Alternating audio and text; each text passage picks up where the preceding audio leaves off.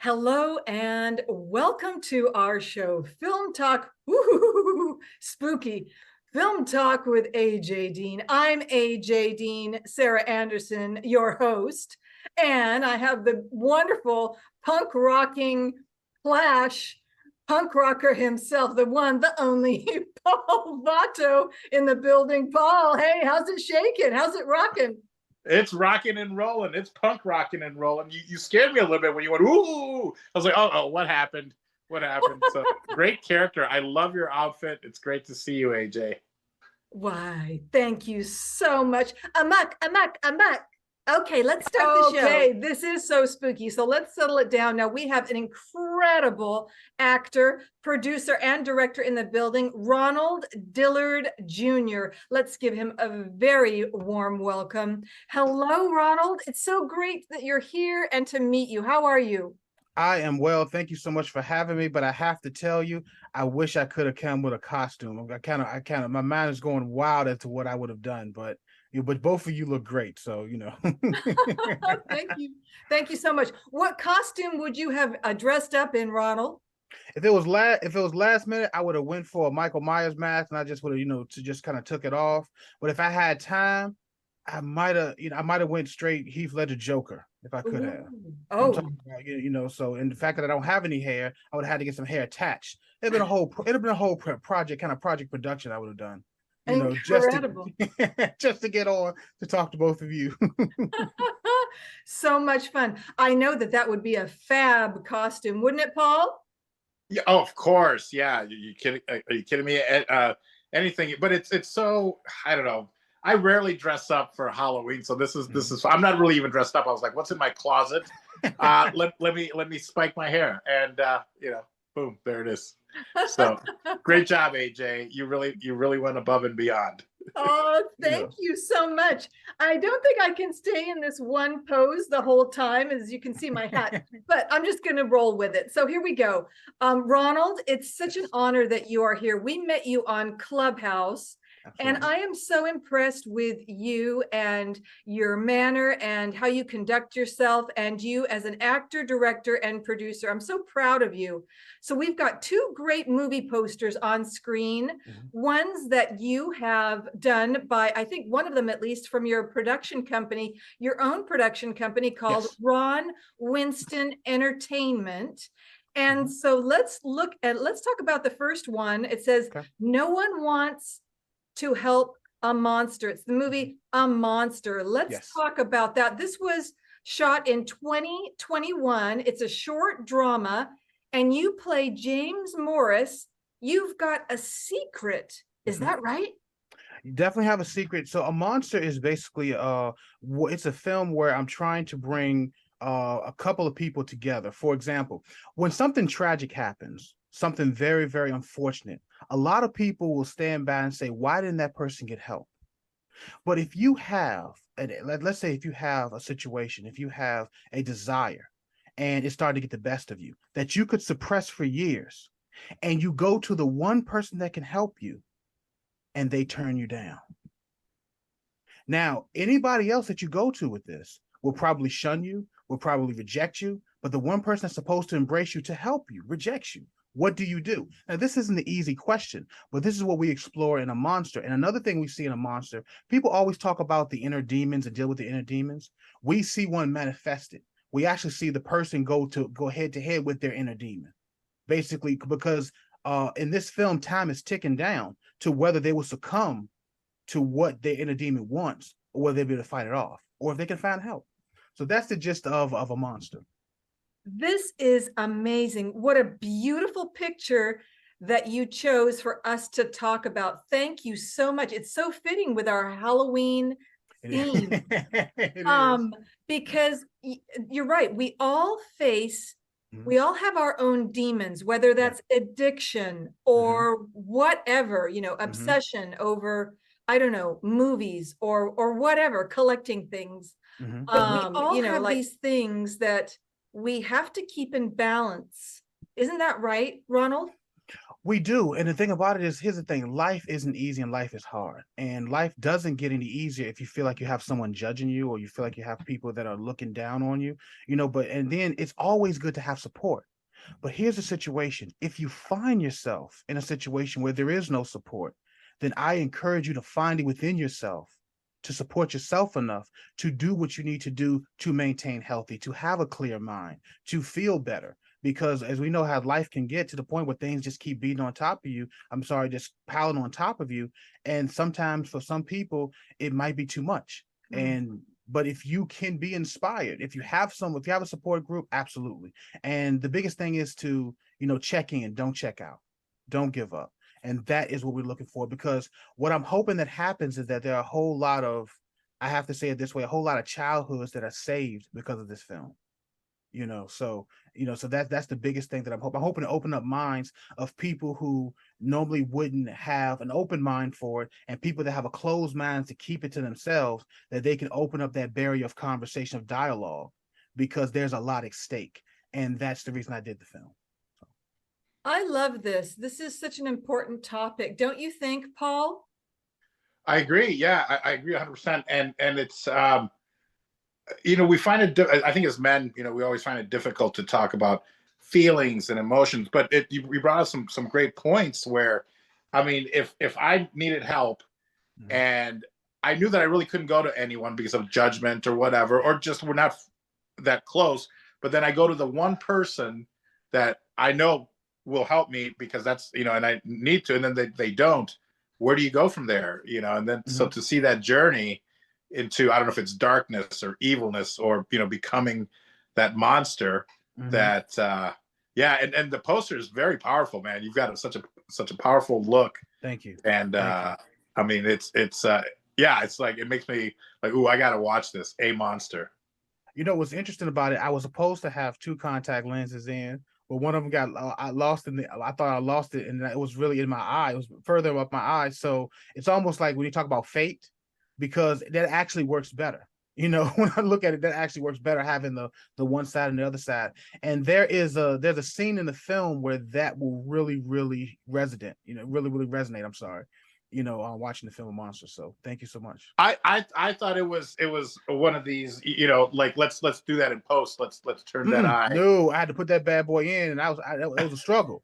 That was a good 15 minutes.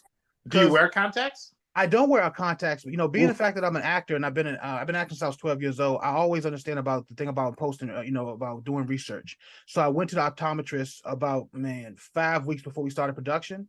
And I basically started learning what kind of contacts would fit, which ones to get, because I don't want to mess up my eyes, and how to put it in, which was a struggle, because touching this, trying to touch, listen, I thought I couldn't do it, but I was able to get it done. So it's I don't know how you did it, because I'm flashing back to when I was maybe 13 or 14 and first got contacts. You're introducing a finger into your eyeball.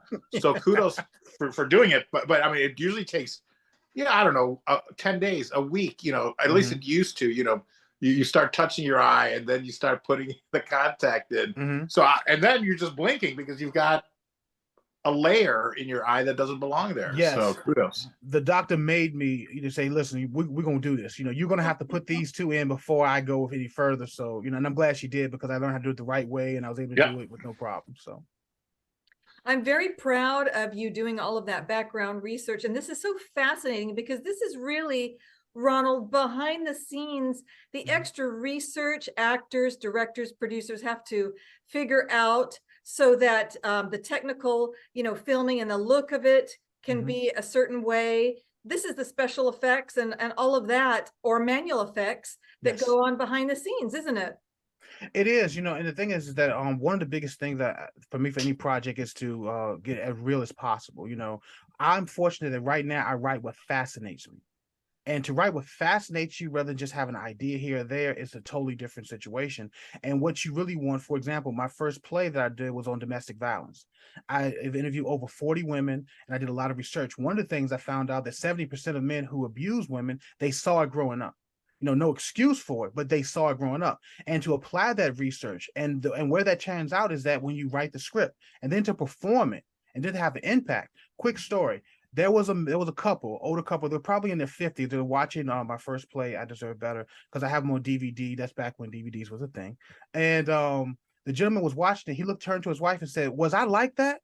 And she said, "Honey, you was like that and more." The man used to abuse his wife. He doesn't anymore, and he couldn't even recognize himself. And once he saw that, he started apologizing all over again. Which was a powerful, and I was appreciate that because it kind of lets us know we did our job. Yes. Wow. This is so powerful. And what an important subject. Now I'm going to ask a bit of a controversial question. I'm starting to do that now so I just want to prepare you. So here it comes. Mm-hmm. Do you have any personal demons? Do either of you have any personal demons that you would like to share? Any obsessions, any addictions? Okay. I'm going to go first. Okay. You ready? Okay. Here we go. Okay. I'm going to confess that I do love Kit Kats. And when I start eating them, the mini Kit Kats, I can't stop. But it can physically make you sick if you have too much candy. Mm-hmm. If you have, addiction to sugar or sweets. So again, you have to abstain from that, or I do. Yes. But I have to watch myself, like right now they're on the fridge. I know they're on the fridge. I'm not going to go because I'm not going to have one, even though they're there. Go ahead, Ronald. All right, for me, I'm going to say it's probably going to have to be food. So two things. Number one, my father was an alcoholic, and I thought that was something I had to watch out for. But no, alcoholism wasn't. It was 2 for 2 cheeseburgers that I need to watch out for, and we're constantly going on the battle for that. And I got to tell you this: I have to really stay away from Snickers ice cream bars because I'll crush a whole box. Translation to crush a whole box, I mean I'll eat the whole box, and that's not good. So that's me. You're right. And so more power to you, Ronald, and I'm proud of you for doing that and holding to good eating. And Paul, what would you say yours is? Well, first of all, I'm glad you guys went first because I think we're going to be here for how much time do we have? About 3 hours? Yes. Okay, because here we go. No, of course, I'm always, it's battling inner demons is always a thing, whether it's imposter syndrome, a lot of times, even AJ, I got to work on Seth MacFarlane's new show, and up until I was on set and actually doing it, I was like, they've got the wrong guy. Like, I'm going to lose this gig. I don't know how, but I'm going to lose it. I don't even belong here. Things like that. But, also with Ron, man, growing up as far as health wise, not really having this strong knowledge about health. I grew up, I was a fat kid and I still struggle with it. Luckily I was in the hospital for 2 days this week and I didn't eat for 4 days before I got to the hospital. So I lost another 10 pounds. So I'm down to like 290, but it's a struggle with the weight. And, right now I'd love to have a snack, it doesn't matter. I don't even like chocolate that much, even though I owned a gourmet ice cream and coffee shop, but I'll still eat chocolate. I mean, I don't have to be hungry to eat. It just, as long as it's there, so it's that. So I'm addressing a lot of those issues, I think, maybe with a keto diet and stopping with the sugar, I think. And then of course, I mean, you could tack on anything, I'm a social drinker. So now I try not to even go out because if I go out, I'm around people. And if I'm around people, I want to drink, but I can't because I have gout. So, and even, going, oh, I could get sick from this. That's not going to stop me. It's just, I'm around people. I have to, I need it so I can put up with people, I guess. I don't know. Maybe that's my excuse. I'm so proud of you, Paul. Go ahead, Paul, Ronald. Sorry. Oh, no, I'm so sorry to cut across. Like, Paul, I wanted to, you talk about imposter syndrome. It was something I was thinking about the other day. Like, for example, for the work that you've done and the sets that you've been on and things, is, you've been doing it for a while and doing it at a very high level for a while. Like I can only dream of being on some of the sets that you've been on. But I think one thing I was thinking about that gave me comfort when I think about John Malkovich and Jeremy Irons, right? like Jeremy Irons has a very unique voice, like he's a very distinctive voice. Mhm. And a lot of times the way he uses that, it's almost like, as an actor, it's almost like kind of like it's very, very unique what he brings to it. And I think that we both have to remember, especially when it comes to imposter syndrome, there's certain things that we do that other people just can't do. Now, maybe they can find somebody else, or maybe there's just somebody else, but you are there for a reason, and I'm hoping that gives you comfort, and then just, puts you in a place where you just open your eyes and just even amaze yourself, so hopefully that helped and didn't hurt. No, it absolutely does. And then, once you're there and once they filmed it a few times, and then I'm like, okay, it's kind of hard. It would be hard for them to get rid of me now. Then I relax into it. But I shouldn't even go in there thinking that way. Exactly. They picked me for a reason. Yeah. They didn't pick somebody else. And hey, they picked other people for a reason and not me. So, it works both ways. But like when Seth was like, oh yeah, he goes, what you did was perfect in the audition. I'm like, oh my God, they're like, oh, he's very hands-on. He sees the auditions. Okay. He picks who comes on his show. I was like, wow. So it did make, and what you said also resonates. And thank you for that, because it does make me feel better. You're very welcome, because I know exactly how it is, because you want to do such a great job and you don't. Like for me, like I used to have, I have an older brother. We don't have the best relationship, but one gift he gave me was he was the sergeant major in the battalion for the ROTC. He was leading the Christmas parade. And he was saying, I want to hear you way over here. I had never seen anyone in front of so many people that was so free, that was so confident. That led me on my way to being in college and directing my second play, where I got on stage and I wasn't nervous. And it was because I lived by a creed: know your lines like you know your name. And also, Morgan Freeman said it best. Being up in front of the camera, on the stage, or in front of people, it's an opportunity to say, look at me, look what I can do. And I have this attack method, especially as public speaking. If I get up in front of an audience, I'm not shaking. You're shaking, because I'm the hunter and you're the prey. So, that's how I look at it. Like I dare you look at your phone, because I have done monologues on stage looking at people. I love it, but only because of the fact that of the preparation, and then the fact that I want to be there, and then remembering that, because you can't help, like, listen, ladies and gentlemen, you cannot help the sweaty palms, the butterflies. They're going to happen. It's what you do after that makes the difference. So yes. Amazing. I love this is incredible. Bravo. Brilliant. I loved that. That was also for me, we all need a bit of encouragement. I'm an encourager, that's by nature, but you are wonderful at it, Ronald, and thank you. And Paul, I hear what you're saying, but I want to say another thing. I want to second the motion of what Ronald was saying about you. And I want to say that you have a light. Your light, Paul, is yours. It's only yours. No one can do Paul Vato. No one can do the comedy, improv, run the business as a businessman, and sell cigars. Okay, look, here we go. And you're charming, you're funny, you're witty. I appreciate you. Jeff and I, we love you, and so does Ronald. So many people. So I want you to, when you get those feelings, if you do that again, if you have that again, and I know it's very common, imposter syndrome, I just want you to say, I thank my lucky stars, and I'm thankful and grateful, and that's all. And then let it go if you can. If try to remember that. Try to remember what Ronald said here, that you deserve it, Paul. You work so hard. Yeah. Wonderful. Don't forget, I'm also an author, so thank you. Oh, yes. Author of, that's right. Author of the book, Kama Sutra something or other. Kama Susia. Oh, which means, well, you know me. Is that a bad word? What I just said? No, it's not a bad. It's not a bad word. Like it can save a relationship. That's but we want to get it right. It's Kama Susia, and Susia. Well, it's Kama is not spelled correctly in Spanish, but it's spelled like Kama Sutra. But Kama Susia, for those of you that speak Spanish, literally means the filthy bed. Sucia is dirty. Kama sounds like bed, but spelled with a C in Spanish. But yeah, that's my new book, which is on Amazon. If you go to vato.tv. So it did mean what I thought it meant. Okay. This is fantastic. So everyone who's interested, buy that on Amazon.com, Paul Vato. Paul, what made you write? I just want to ask this question. What made you write a book about sexual enjoyment and saving a relationship, or how important it is? What made you write that?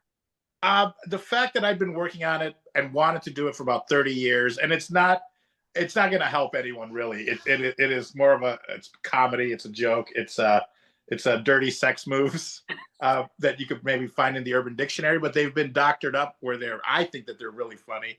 I think, afraid of being canceled, because when I first started this back in the late 90s, I was in the ice cream business. I a very proper gourmet ice cream and coffee shop. And so the timing was never right. And then now it's just like, I'm too old. I'm just going to put it out there. And if people are upset, they're upset. But I think it's going to bring more joy to more people than it's going to upset people. So, and if they're right, and there are some things that are too over the top, I can always update it and change it. And, but so that's the conversation. Amok. Okay. I wonder how many people that the book is going to kind of relax them, and because a lot of times it can, for some people, especially if you get a book say, "Hey, read this," like, what you mean? I'm the best that ever did it, But and so I wonder how many people it's going to relax them and ease them, and maybe give them even an open mind to the point where it's like it's not about them, or they're able to kind of just ease into it. So I think it's really interesting what you've done, though. Well, yes. Thank you. And if you be so kind as to go over to Amazon and give me a 5-star rating, that would be great. I think it helps the algorithm. Or if you'd like to see a PDF copy, I'd love to send you a copy. And it's you may not be able to get through it, but it'll be I think it's a fun read. I think it's a perfect gift for like bachelor parties, because it's like that. And but you're right. And I appreciate, this is why I have such great friends, because even though I'm kind of being negative on it, you're like, no, you know what? It could actually help somebody. And I could see that. I could actually see it, because maybe, sex, I wasn't raised this way, but sex, I found out, should be fun. You shouldn't be embarrassed. You shouldn't be jealous. But, I was raised, my parents were way older than me when I was born, and, being Latino and Catholic, and I mean, obviously they know what sex is because I'm here, but it's not something that we grew up talking, about. So yes, I think you're right. That's right. Okay, and so back to film and entertainment. I'm enjoying this so much.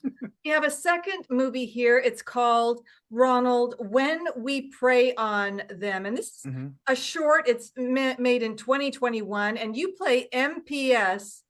What is this about, and who do you play? And tell us about it, because this is a serious subject. Yes. All right. So I'm a writer also. Like everything that I've produced, everything that I've produced, that I've directed, I've pretty much written. And after the unfortunate events of the killing of George Floyd, I was compelled, where I was kind of almost paralyzed in the fact that I had to do something. And for me, marching in the streets, I didn't think was going to be enough. I need to use my talents to tell a story. Now, When We Prey on Them eventually started as like a 2-hour feature film that I can't afford to shoot that. This is something I would need to do on a grander scale, because there's another message in there. It wasn't until I rewatched the film Lock with Tom Hardy. And Tom Hardy is in a car for the majority of the film. When I saw that, I said, if I keep it in an interrogation room, I can tell this story as a short.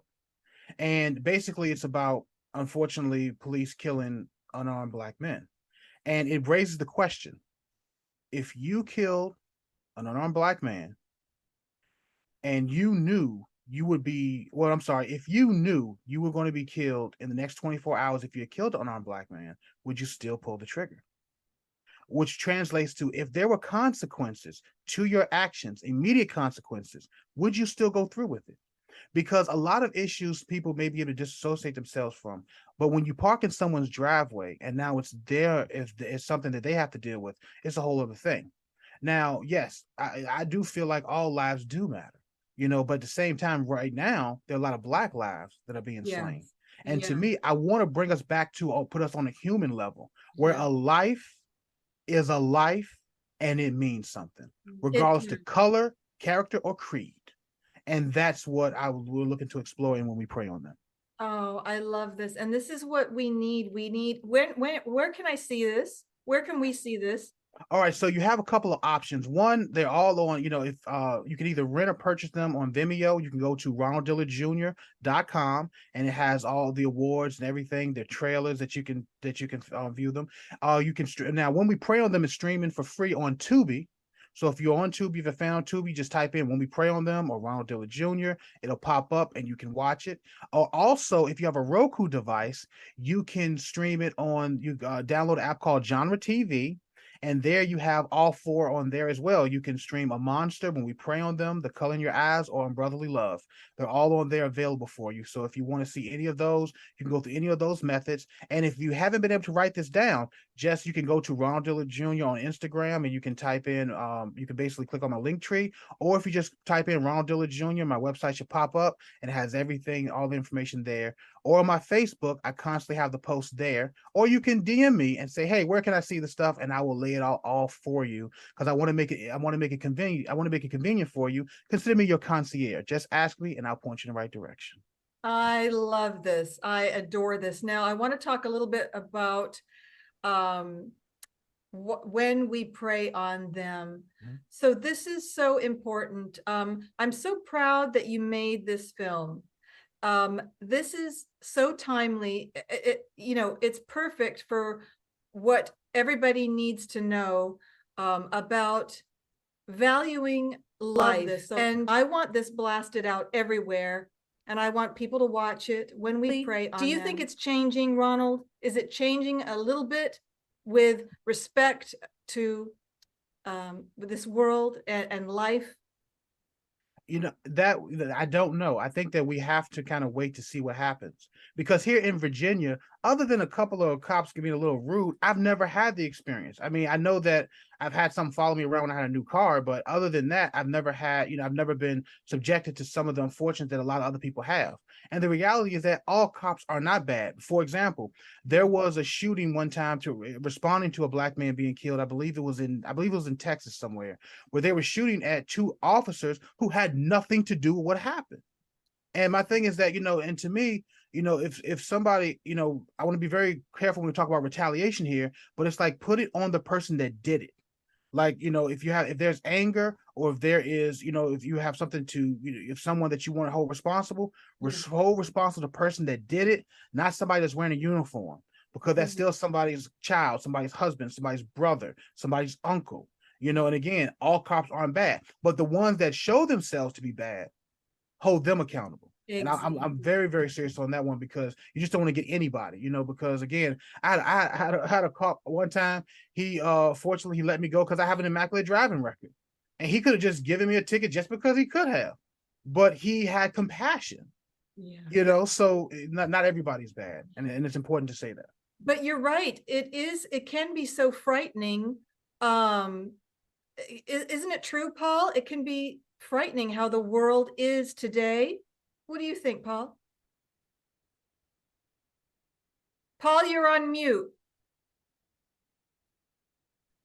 Sorry, my chair was squeaking. Very spooky. Oh, by the way, go ahead. Yeah, Paul. And it kind of goes back to being a monster. Of course, we have to be scared, because you don't know what lives inside the hearts of men. Mm-hmm. You got pulled over by this cop. He was compassionate, but it could have gone a whole different way. Yeah. They don't know how to de-escalate, or they don't care to de-escalate, because they're not going to be at fault anyways. They have a badge, they have a gun. So it could go either way. I mean, and some of the biggest psychopaths probably hide it the best. Yeah. And you're like, okay, this guy's a good guy, he's fine. But then it turns out, he was a serial killer. I don't know, so until we can look inside the hearts of men, you'll never know. So it can be very scary.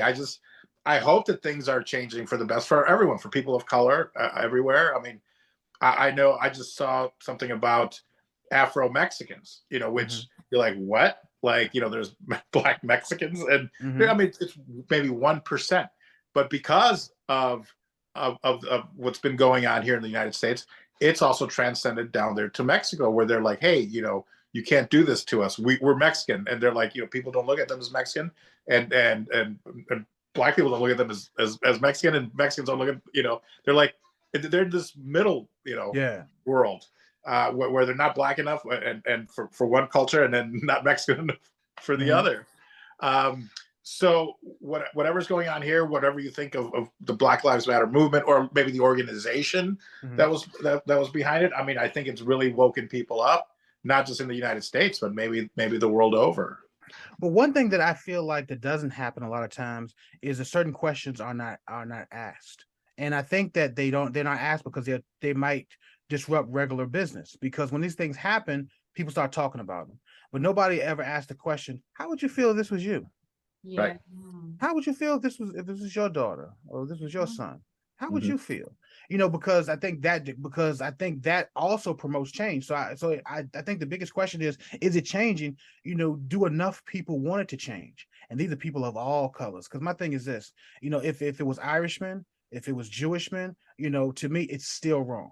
You know, whether it's my race or another race, because my thing is, like, for me, the way my mother raised me, man, my grandma raised me, I'm not looking at somebody's color. I'm looking at your character. You know, excuse my expression. Are you a jerk off? Are you kind? When you were talking about Paul, here's another thing.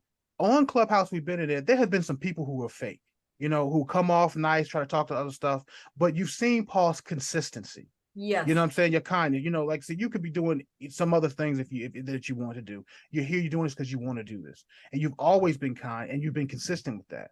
But some other people, they haven't been so, they haven't been so kind. They haven't been so consistent. And a lot of that. And for me, I'm in a place in my life where I want to align with more people like that.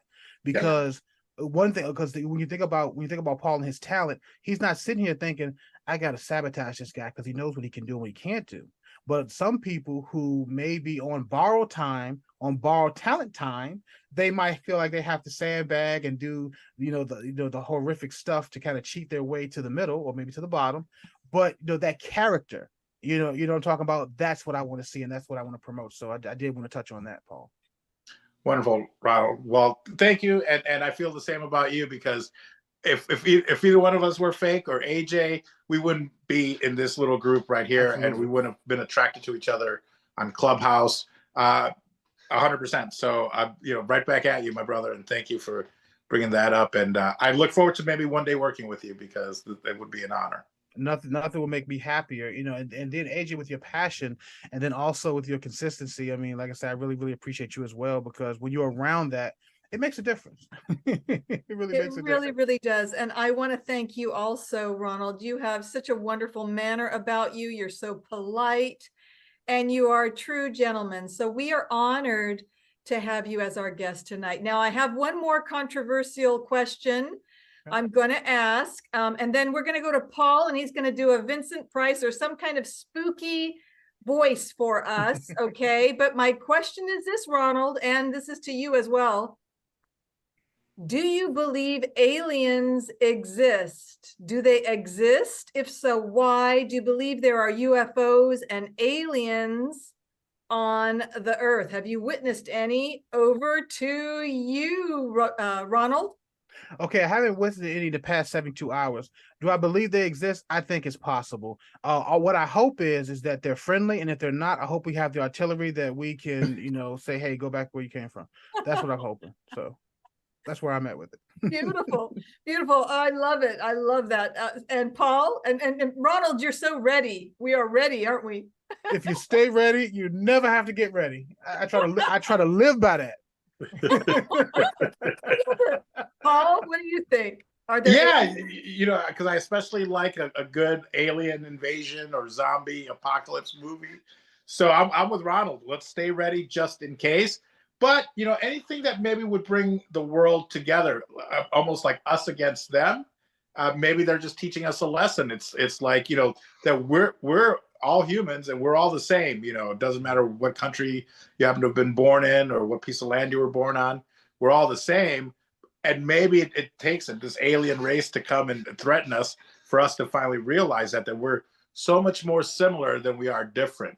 But it's almost, the universe just seems so expansive that there must be other life, but I don't know. It's hard to say. Yeah, there must be. I believe anything is possible. So that's my answer. I did want to ask, Paul, are you ready? Can you give us some kind of spooky voice, Vincent Price voice, or some kind of spookiness? I should have done more research on Vincent Price. But welcome to the Happy Halloween special with AJ Dean and Paul Vato, with our very special guest, Ronald Dillard Jr.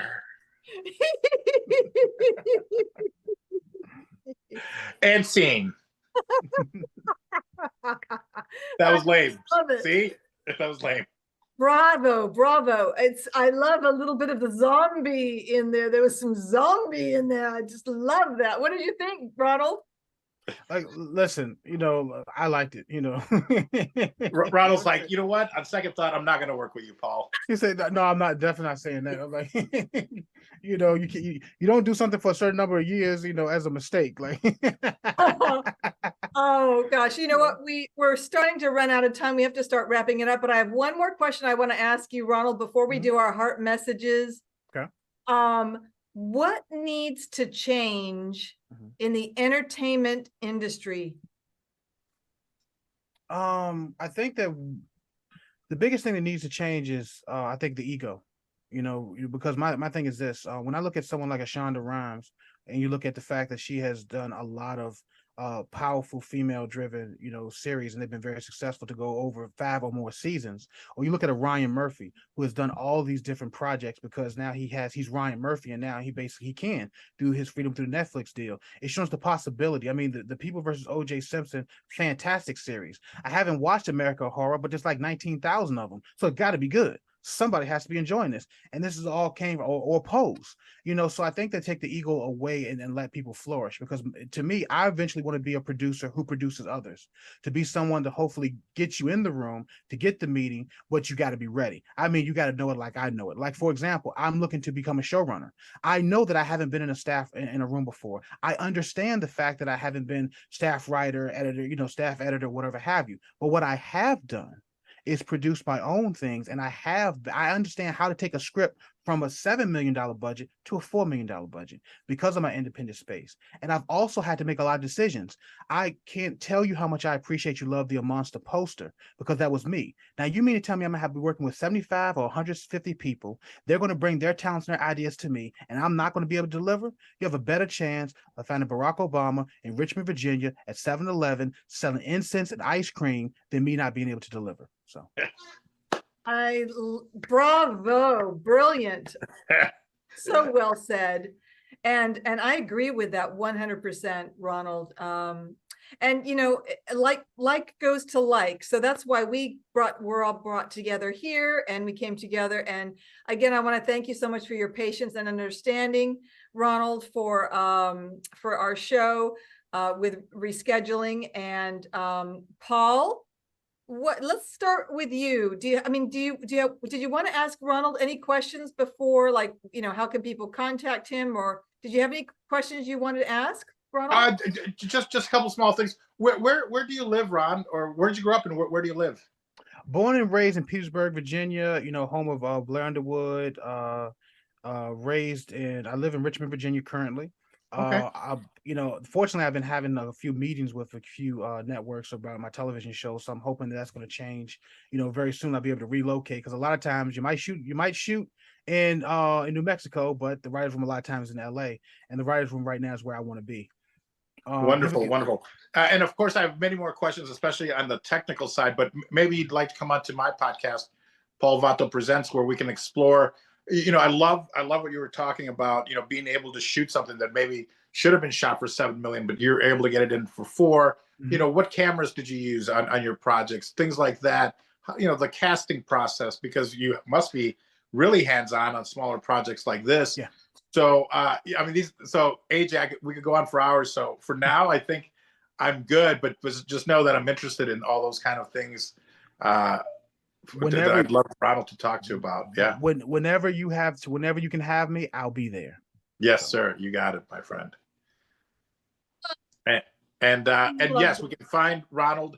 Is it JR? Ronald Dillard Jr. JR.com? It's RonaldDillardJr.com. And because now I've rebranded from Ron Winston Entertainment, because that's my middle name, and it was having a lot of confusion. So now it's Ronald Dillard Jr. everything. So on Facebook, Instagram, Perfect. Twitter, on the website, Ronald Dillard Jr. You can find it. Wonderful. Wonderful. Thank you Wonderful. so much. Okay. Well, we're going to do our heart messages now, Paul. And again, thank you so much, Ronald, for being an outstanding guest. You're absolutely beautiful in so many ways. We want to thank you, and you have a lovely, lovely spirit and heart. Paul, over to you for our heart message for this week. It can be done. All this can be done, you know, as far as content creators go. A big shout out to Clubhouse for bringing us together, but then Zoom and Film Talk with AJ Dean. Thank you, AJ, for allowing this to happen so that we can actually meet somewhat face to face, and it's one step closer to meeting IRL. And it just goes to show that it's all about getting our stories out there, because they're not going to put it out there for us. You know, they shouldn't even be writing for us. So we need to write for ourselves and get these projects out there. And Ronald, you know, he's the man that can, you know, get it done, and it proves that we can do it. So thank you so much for being there on the front of this good fight. And AJ, yeah, let's the world is getting smaller. Let's take advantage of it and collaborate. Thank you, Paul. This is so nice. And what you said was really, really great, and a great message. And I think a lot of people are going to take that to heart and be encouraged by what you said. Ronald, over to you for your heart message. The biggest thing that I can say is that I want to encourage anyone to, if there's something that you want to do, decide now to do it. I've wasted so much time, and I do regret it, and I'm making up for that. But at the same time, if you know that you want to do it, make a decision to do that. And then prepare yourself in every way to be successful for that. Because this way you won't have any regrets. And it's better to know than not know. And if there's no one in your corner, find the courage in yourself to be in your corner. And when the dark clouds of doubt or self-doubt, or that you are you know, of the imposter syndrome come on, focus in. Because the more that you do that, the less doubt that you will have. Know what you know what you don't know. And what you don't know, start studying to know that as soon as possible. That's what I have. Amen. Thank you so much, Ronald. I loved it. That was most excellent.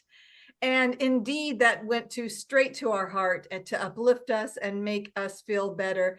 And I want to piggyback on that and say, everyone out there, have hope in yourself and enjoy life. Go ahead and dress up, be a kid, stay a kid. If you're a kid at heart, stay a kid. It keeps you young, and have fun. Have fun. So if you want to go out and dress up, have a happy Halloween, enjoy candy, not too much, and have a good time. So have a happy and safe Halloween from AJ Dean and Paul Vato here at Film Talk with AJ Dean. Thank you once again, Ronald. Thank you, Paul. And until we meet again. Yay. Thank you so much for having me.